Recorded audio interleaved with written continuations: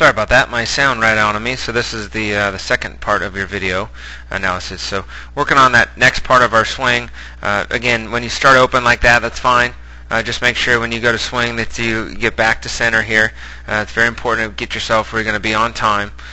So on this one, you're getting yourself kind of loaded and things to do, and just make sure that you're really in the on-deck circle, getting that timing down to focus on just being ready to hit and being there at contact there. So if I come through, you get kind of on your back leg a little bit. You can see how that front foot isn't really stable, or that one where you're on that front foot, you got to be a little bit more flexed, and you have to be a little bit more closed. And what I mean by that is when you go to stride, you can see how that heel is more facing these guys to be on deck.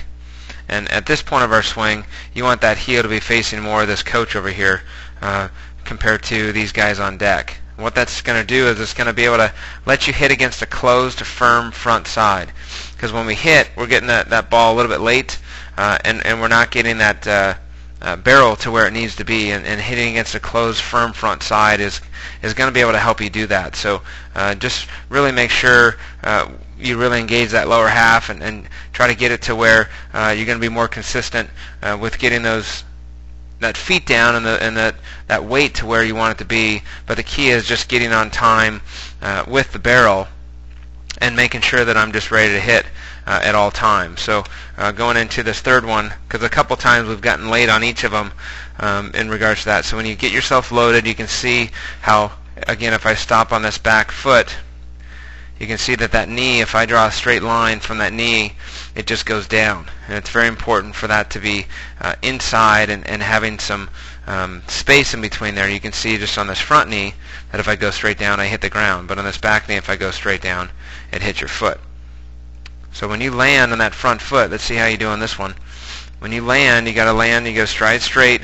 But you can see as when I land, I begin to open it up, and I open up that front knee, and I'm going to lose my power there. So if I get to contact and stop, right, I'm going to not have a lot of power where I want to be. So you got to make sure that you're going to have it to where, if I back up a couple frames here, we've got to make sure we can really handle that outside part of the plate. But I think you really trying to firm up that front side and close off that front side is really going to help you to where when you land that you're not going to be open like that, where you're going to be more closed. So if your foot is kind of pointing towards the shortstop, you want it to kind of point towards the third baseman. So if I take that foot angle and I go and I really kind of close it off a little bit, then that's going to help me to be more on time. But make sure that front foot gets down nice and early, where you can make sure that you can get full extension of those hands to get your barrel to be there. So as I go to swing, you can see that my barrel still gets there a little bit late in regards to just not getting there and getting my arms extended. We want that power V.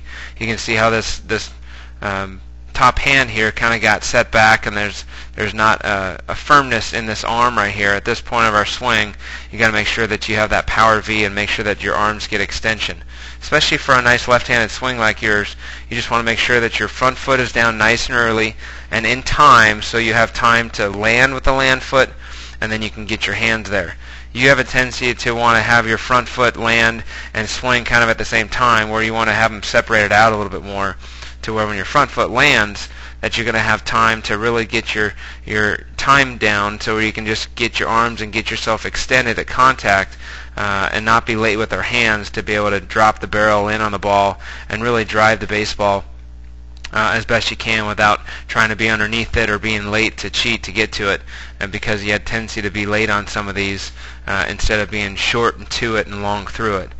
You had a tendency to be long to it and long through it. So it's going to make a difference if I can really focus on getting more out of my legs, so I can get my barrel in a good position to be able to be more on time and to be able to hold my finish. I think a good thing for you is to really hold your finish, to make sure that you just stick that landing and work on a lot of tee work, where you can just kind of be nice and balanced and try to hit as many line drives as you can. What I used to do is I used to take a bucket of balls and a tee and just get on home plate and just have my parents or someone start on opposite field. I think you should work on more opposite field for you, to make sure that you're striding correctly and that you're letting the ball travel. And then on the inside pitch, you need to get the hands more out in front of you and not hit it as deep to work on your points of contact for that. So watch this video over and over again and jot down all the points we talked about. I think this is going to make some huge difference in regards to your swing.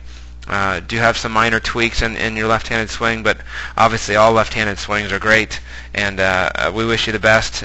We need to engage that lower half some more, be more consistent, be more on time, hold your finish, and really just engage in your lower half so you can get some more power and be more on time, and it's going to make a huge difference in regards to your swing. So appreciate you coming to camp, and hopefully we'll get to see you real soon.